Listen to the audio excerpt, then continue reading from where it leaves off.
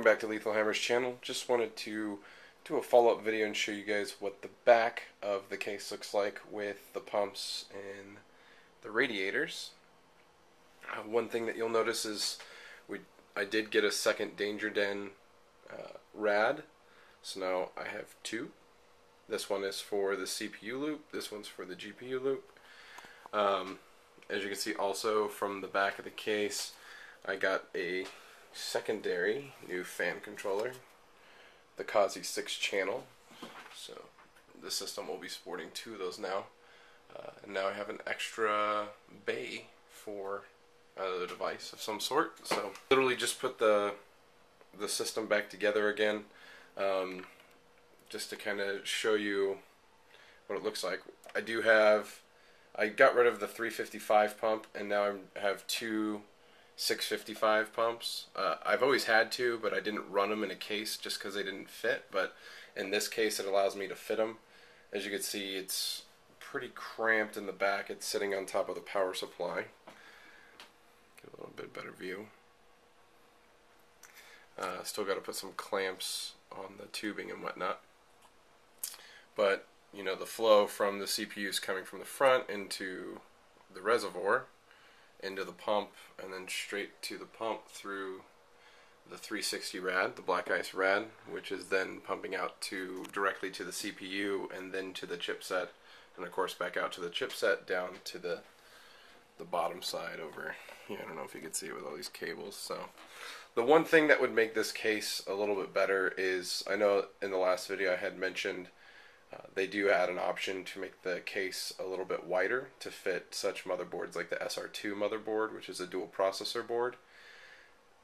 In some cases, I believe, I want to say that that would be a better option to go with, only because you'll see down here, the Silverstone 1500 is a big power supply. It's pretty deep.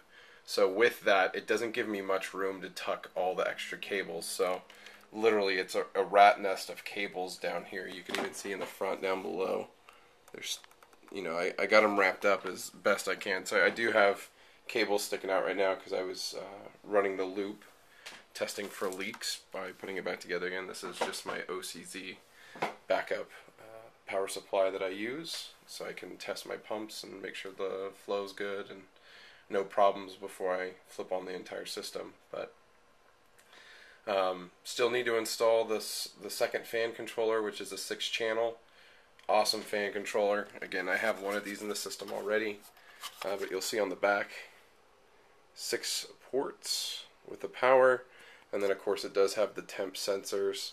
You can adjust to Celsius and Fahrenheit, and you can mute the beep. It does beep if it senses some sort of issue with the fans or anything like that. So the coloring of it's really nice. It's not super bright, so it doesn't light up your room. You'll see the 6 channels down below, and then these controls above on each side control 3 fans per. So downside is you only see 1 fan at a time, but you can cycle through them really easily, and it looks really nice. So you can even see my reflection with my hair that's not combed. I know in the last video I didn't really show the back of the case, but when I was talking about flow, these 3 fans for the CPU loop are porting air into the case. You'll see the power supply down here, which fits nicely. Also, on the back side, you'll see nice and clean. Now, this case doesn't come with these black ports for the PCIe slot, so if you have some extra, you pick up this case, you will need to use those. You'll see the sound card, the 2 graphic cards, and then just the standard motherboard outs, and then the 4 80mm fans that are porting air out of the case. So all these fans are blown out. And again, the fans in the front are all porting air in. You'll see my fan cables that I have just dangling because I gotta button that all up. But there you have it, the Danger Den rads. I'm gonna do an individual review on these. They're awesome. They look cool. They're all made out of I guess plexiglass. Very solidly made. Great product. Definitely recommend it. Haven't had any problems with either one. Again, I wouldn't expect it. If you just saw the qualities up close, you would understand that they mean business. And they're really not that expensive in comparison to other options out there. So, but again, thanks for stopping by and watching the video. And stay tuned for the follow-up for the Danger Den reservoir review. And just follow-ups on benchmarks and stuff like that once we get the full system going.